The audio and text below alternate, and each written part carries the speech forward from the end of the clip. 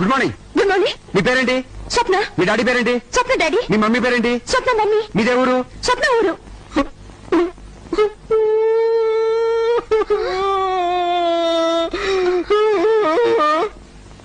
ఎందుకు ఏడుస్తున్నావమ్మా? ఊహించిన రేంజ్ లో ఏడిపించి ఎందుకు ఏడుస్తున్నావంటావేంటి? ఆఖరి అక్షరం ఏమన్నా? టీ. నాకు టీ కావాలి. టీ కావాలా? పాలొస్తే వెళ్ళి కాసుకో. నేనా?